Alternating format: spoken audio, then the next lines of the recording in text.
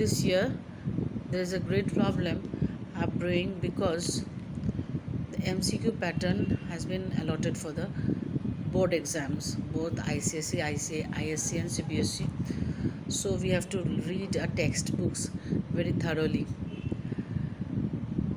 In order to help my CBSE class 10 students, I am starting from today my new videos in order to give a support to them. Now let me begin from the footprints without feet. Okay, a tramp of surgery. I was really worried about Tricky this time. I had pulled up my car when I saw him in the street with his mistress, and I was shocked at his appearance.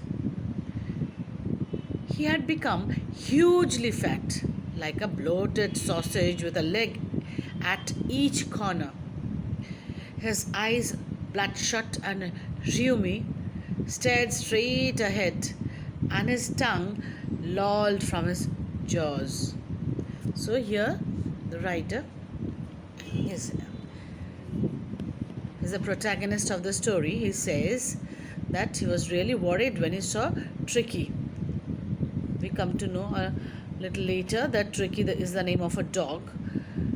So when the writer when he was driving his car, he saw in the street Tricky was with his mistress, and he was shocked to see his appearance because the dog had become hugely flat and like a swollen up, bloated means swollen up sausage, okay, with a leg at each corner.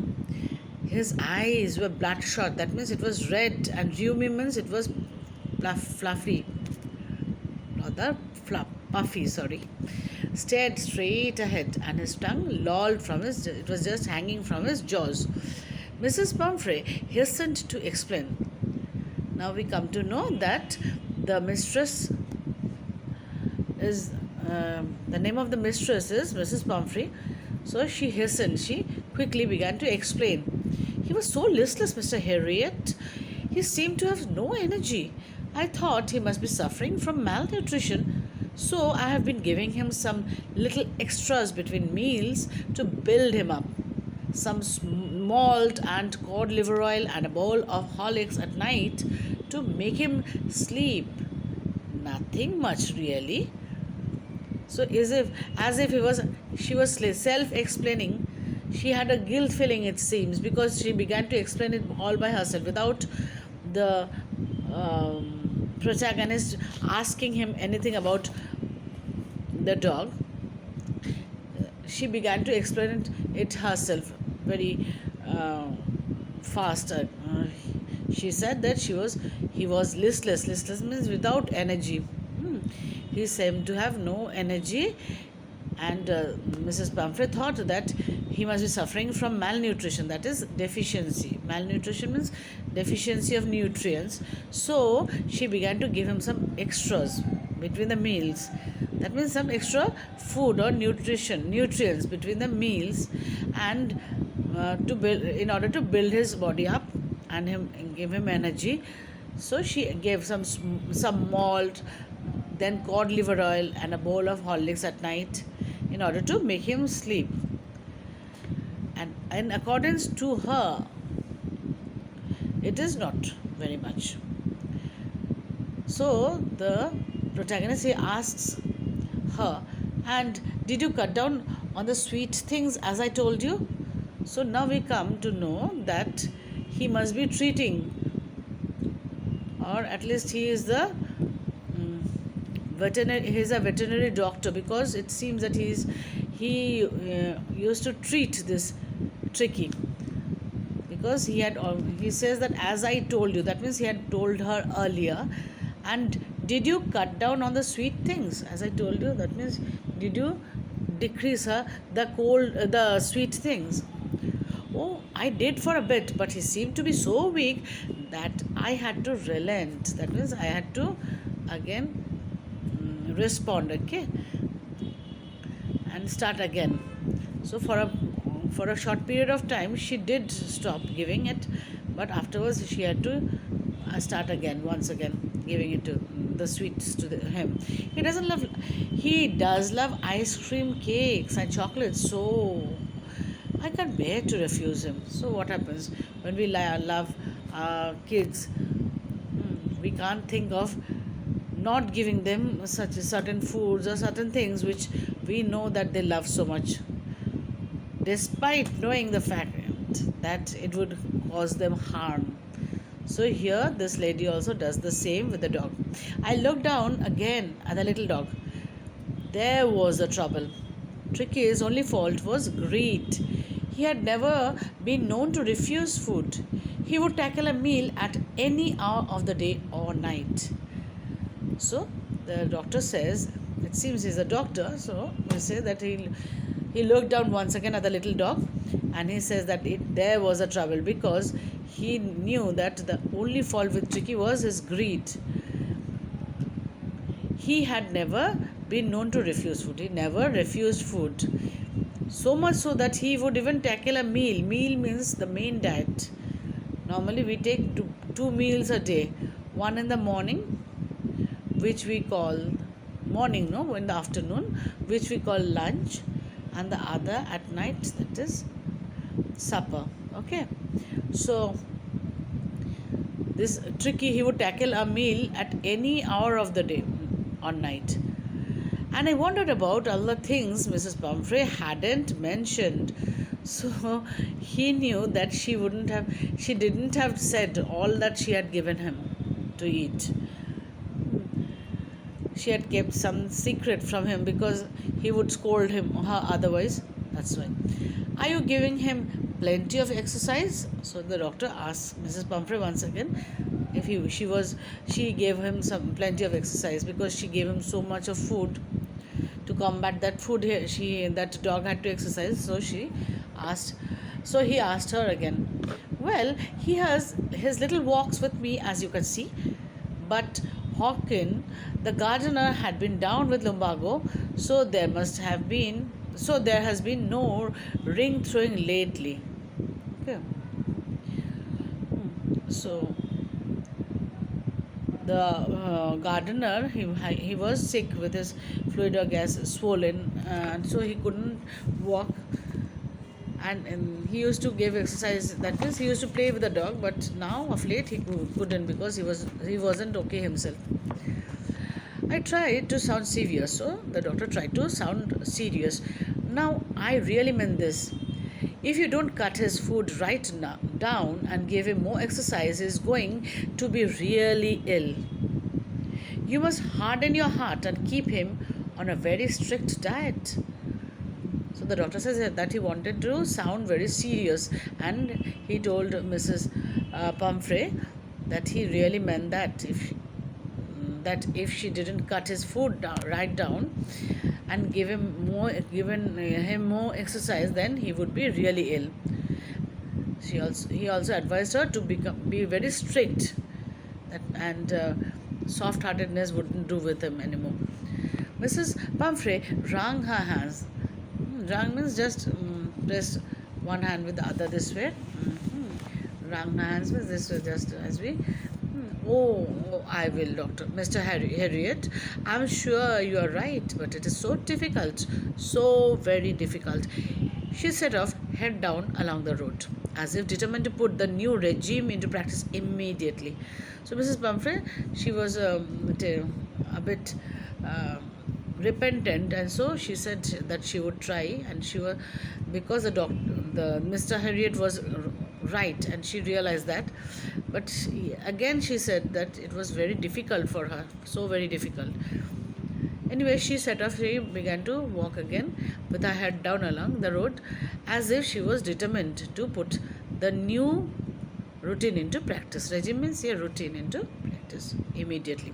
I watched their progress with growing concern. Tricky was tottering along in his little tweed coat. He had a whole wardrobe of these coats for the cold weather and a raincoat for the wet days. So Tricky was tottering, means walking very slowly this way and wagging and all, and he was wearing a tweed coat, a costly coat, made of a fiber from the grass type of fiber, which is uh, tweed. Okay, and he had a Mr. Harriet knew that he had a wardrobe of these coats for the cold weather and a raincoat for the wet days. He struggled on drooping in his harness.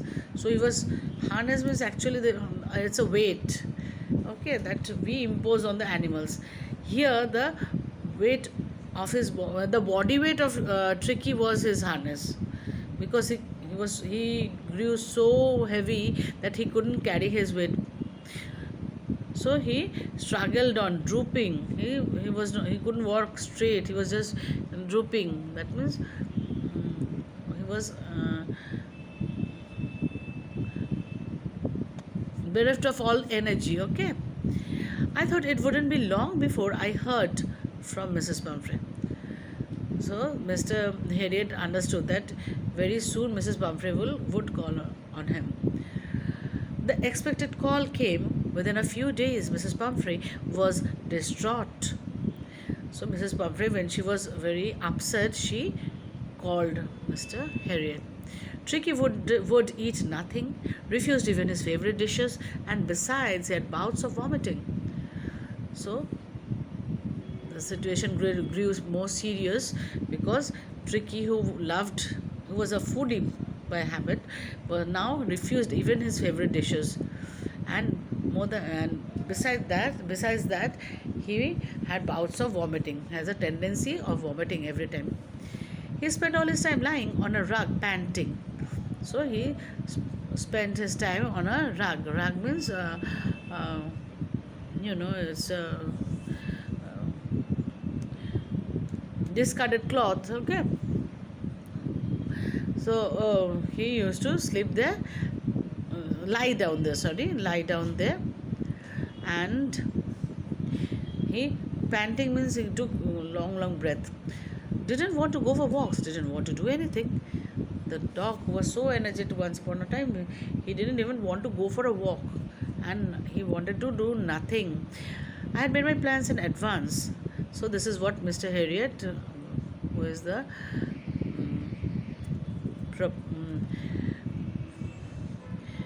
the writer of the story, he is saying that he had made plans in advance. The only way was to get Tricky out of the house for a period. So he knew that only way to make him live a healthy life was to take him out of his house for a certain span of time. I suggested that he be hospitalized for about a fortnight to be kept under observation. A fortnight means 2 weeks. So he suggested that the dog should be kept in the hospital for about 2 weeks for observing. The poor lady almost soon, that means she almost fainted. The poor lady, hearing that she would have to live without Tricky, made her almost faint. She was sure that he would pine and die if he did not see her every day. So she loved the dog so much that she thought that the dog also loved her so much that he wouldn't be able to live if he didn't see her even for one day. But I took a firm line. Tricky was very ill, and this was the only way to save him. In fact, I thought it best to take him without delay. So, Mr. Harriet, he thought he took a very firm step, and he knew that if he would not take Tricky immediately out of that house, the dog would not survive. Followed by Mrs. Pumphrey's wailing. So he took the action without delay, and Mrs. Pumphrey, she began to shout and yell. I marched out to the car, carrying the little dog wrapped in a blanket. So Mr. Harriet, he wrapped the dog in a blanket and took him to his car. The entire staff was roused, and the maids rushed in and out, bringing his day bed, his night bed, favorite cushions, toys, and rubber rings, breakfast bowl, lunch bowl, supper bowl. So entire staff means the people who worked under Mrs. Pumphrey in her household. They began to run this in and out, bringing all the daily needs of paraphernalia rather, that the dog needed every day. His day bed, night bed, favorite cushions, toys and rubber rings, breakfast bowl, lunch bowl, supper bowl, etc. Realizing that my car would never hold all the stuff, I started to drive away.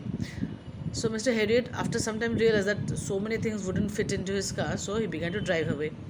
As I moved off, Mrs. Pumphrey, with a despairing cry, threw an armful of the little coats through the window.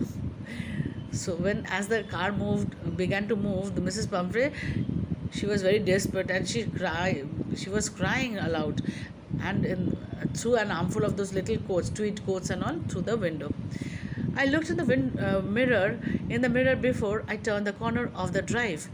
Everybody was in tears. So when at the bend of the street, he just looked through the looking glass, and he saw that everybody at the back, in front of the house, were crying. Out on the road, I glanced down at the pathetic little animal gasping on the seat by my side, and he looked aside to the animal who was just gasping for breath. I patted the head, and Tricky made a brave effort to wag his tail. So he was so in a pathetic condition that he could very with all his strength he could just wag his tail very with too much of effort only he could just wag his tail. Poor old lad, I said. You haven't a kick in you, but I think I know a cure for you. So kick in you means he did not have any energy in him, Mr. Harriet told the dog. And he also told him that I know how to a cure for you. At the surgery, the household dogs surged around me. Tricky looked down at the noisy pack with dull eyes and, when put down, lay motionless on the carpet. So at the surgery means the hospital where Mr. Harriet took the dog, all the household dogs, those who were already staying there, they just gathered around him. Tricky looked down at that noisy pack. They were making different types of noises, and Tricky just looked down at them with his dull eyes. When put down, and when Mr. Harriet put him down, he lay just motionless. He couldn't move on the carpet. The other dogs, after sniffing round him for a few seconds, decided he was an uninteresting object and ignored him. So other dogs just were sniffing around him to see if they would make friends with him or not. They would play with him. He would play with them or not. And all this, they saw that he wasn't moving. So they concluded that he was not an interesting object, and they just ignored and went away. I made up a bed for him in a warm, loose box next to the one where the other dogs slept. So there was a warm, loose box next to the place where the other dogs slept. Mr. Harriet made a bed for him in that box. For 2 days, I kept an eye on him, giving him no food but plenty of water. For 2 days, this Tricky was given only water, plenty of water, but no food. At the end of the second day, he started to show some interest in his surroundings, and on the third, he began to whimper when he heard the dogs in the yard. So, at the end of the second day, he was now a keen observant to his surroundings. Before, he had no interest at all, but now the interest began to grow. It showed, and on the third day, he began to make sound in response to the dogs who were shouting at the yard. In the yard, when I opened the door, Tricky trotted out and was immediately engulfed by Joe, the greyhound, and his friends. So when Mr. Harriet opened the door, Tricky just fast. He trotted out means he walked a bit faster, and he was surrounded by Joe, who was the greyhound, and his friends. Joe was the greyhound, and his friends just surrounded Tricky. After rolling him over and thoroughly inspecting him, the dogs moved off down the garden. So it is a game for the dogs. They roll they find the younger to them or weaker to them, and they roll the dog.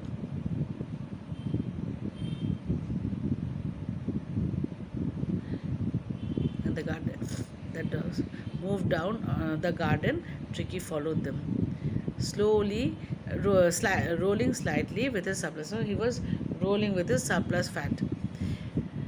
Later that day, I was present at feeding time. I watched that while Tristan slopped the food into the bowls. So, in the latter part of the day, Mr. Harriet was present at the feeding time when Tristan, most probably he used to give food to the dog. He was a caretaker of the dogs. He was giving food into the bowls of the dogs. There was the usual headlong rush, followed by the sounds of high-speed eating. Every dog knew that that if he fell behind the others, he was liable to have some competition for the last part of his meal. So the dogs began, when as soon as they got their food in the bowl, they began to eat it very fast, because the one who finishes first will jump to the other's bowl and take his food. It's very natural habit of the dogs. If you have observed the dogs, you will see. When they had finished, Tricky took a walk around the shining bowls, licking casually inside one or two of them. So when they had finished with their food, Tricky just took a walk around, watching the bowls. They were shining because the dogs, after eating their food from the bowl, they just licked the bowls and made it shine.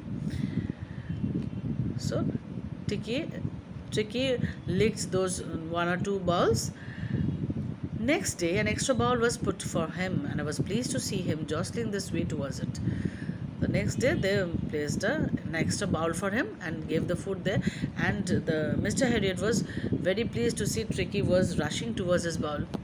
From then on, his progress was rapid.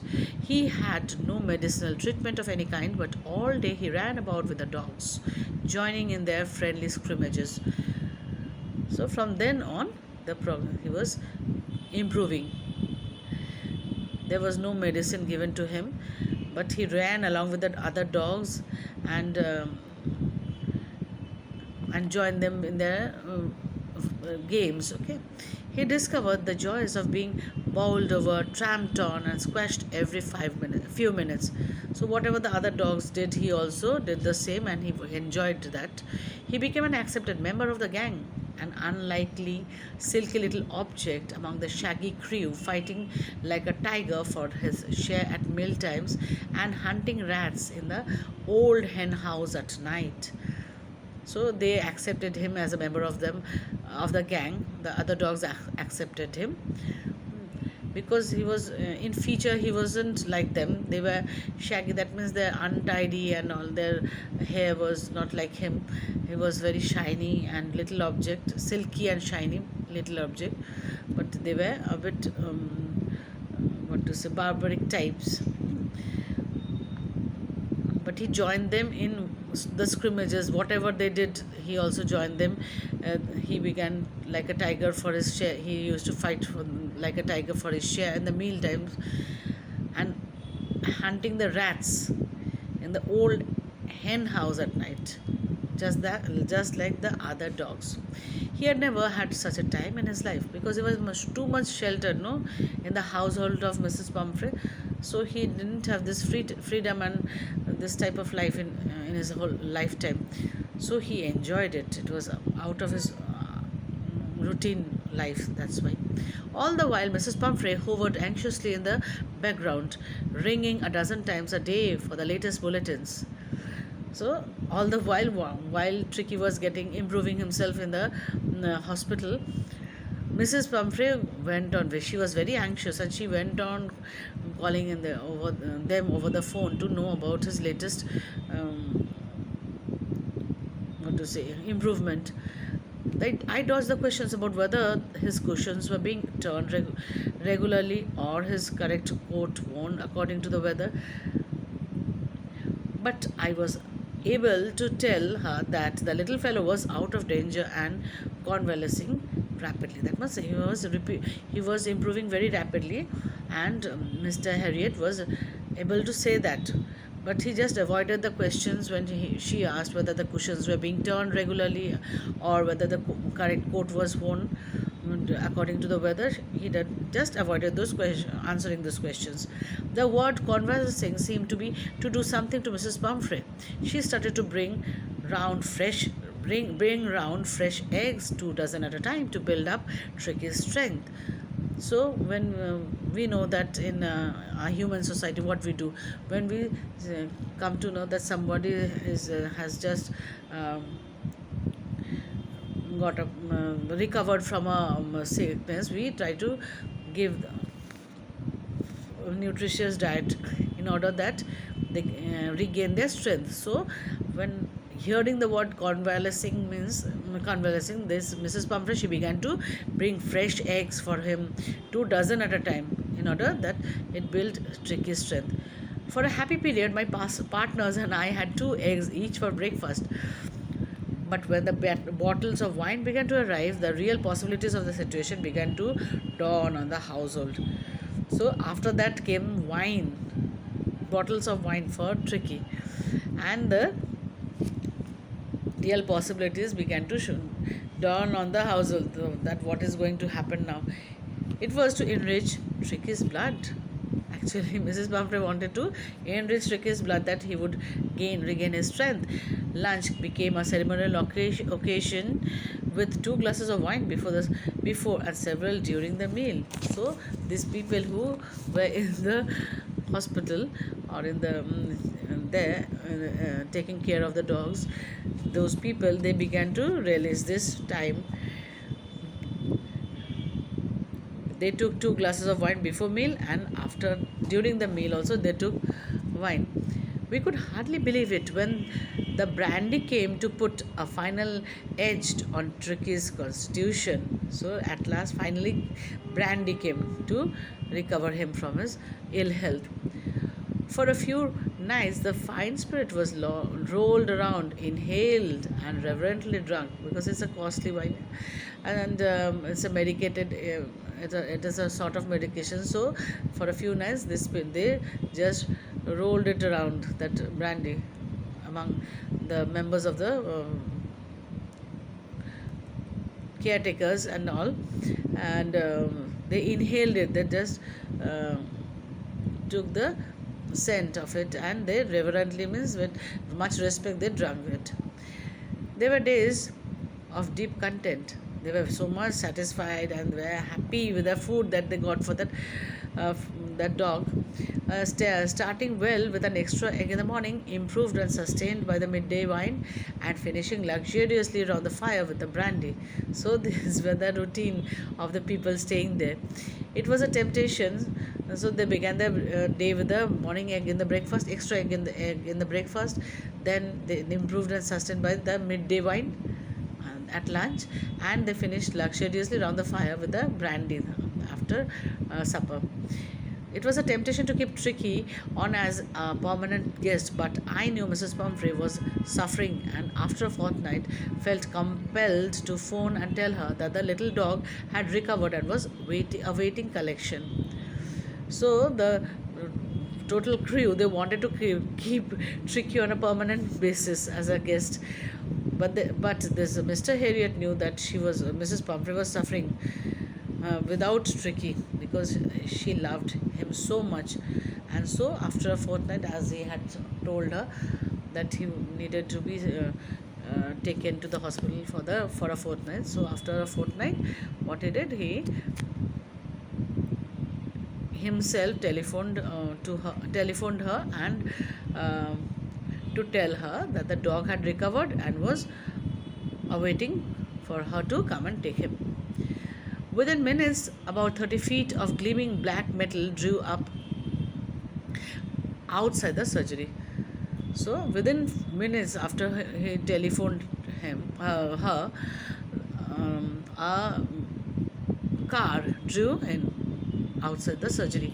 The chauffeur opened the door. Chauffeur means the driver. He opened the door, and I could just make out the figure of Mrs. Pumphrey, almost lost in the interior. So the Mr. Harriet could see Mrs. Pumphrey. She was lost, almost lost in the interior. Her hands were tightly clasped. That means she wasn't in her. She was what to say, she was very tensed actually. Her hands were tightly clasped in front of her. That means she was praying. She was joining hands. Her hands were joined. Her lips trembled. Okay. Oh, Mr. Harriet, do tell me the truth. Is he really better? So she was very nervous. She couldn't believe that Tricky was fully okay now. So she asked him whether whatever he had said about Tricky was correct. Yes, he's fine. There's no need for you to get out of the car. I'll go and fetch him. So Mr. Harriet, very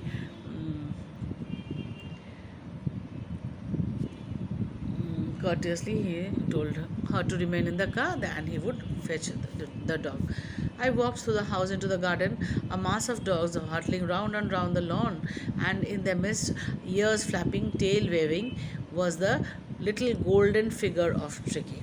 So the dogs, mass of dogs means the group of dogs. They were running this way and that around the lawn, and in amidst them, in between them, there was a small dog with the ears flapping and the tail waving, that golden Tricky. In 2 weeks, he had been transformed into a lithe, hard muscled animal. Lithe means very flexible and hard muscled animal. He had got transformed into a sturdy animal. He was keeping up well with the pack, so he was running at par with them also, stretching out in great bounds. He was jumping and doing all sorts as the other dogs, his chest almost brushing the ground. Okay, and he was quite tight fitted now.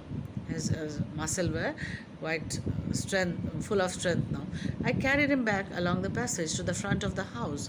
So the Mr. Harriet carried him to the front of the house. The chauffeur was still holding the car door open, and when Tricky saw his, so the driver kept the car door open, and when Tricky saw his mistress, he took off from my arms in a tremendous leap and sailed into Mrs. Pumphrey's lap. So the dog just jumped from Mr. Harriet's arms to Mrs. Pumphrey's lap. She gave a startled "oh" and then had to defend herself as he swarmed over her, licking her face and barking. So she was taken aback, and she just said "oh," and then she began to defend herself because the dog began to lick her face and started barking. During the excitement, I helped the chauffeur to bring out the beds, toys, cushions, coats, and bowls, none of which had been used. So they were excited and they were engaged then, and Mr. Harriet helped the driver to bring all the beds and toys and cushions, coats, and balls, which were never used during this term, this term of 2 weeks. As the car moved away, Mrs. Pumphrey leaned out of the window. When the car was moving, the Mrs. Pumphrey was she regained her consciousness now. So she leaned out of the window, tears shone in her eyes, her lips trembled. She was overwhelmed with happiness at what, and gratitude also, with what Mr. Harriet had done to the dog. So her tears came out of her eyes, and she became very much emotional, and her lips trembled. Oh, Mr. Harriet, she cried, how can I ever thank you? This is a triumph of surgery. So she thought, this is the triumph means the what to say, victory. Okay, this is a victory of your surgery. How can I ever thank you, your son? Okay, this Mrs. Pumphrey told this to Mrs. Harriet. Okay, so this is the end of the lesson. I hope you have understood each and every word, because I teach in that way. And if you have any confusion, you may ring me up at my mobile number, my WhatsApp number 98311 00870. Good night.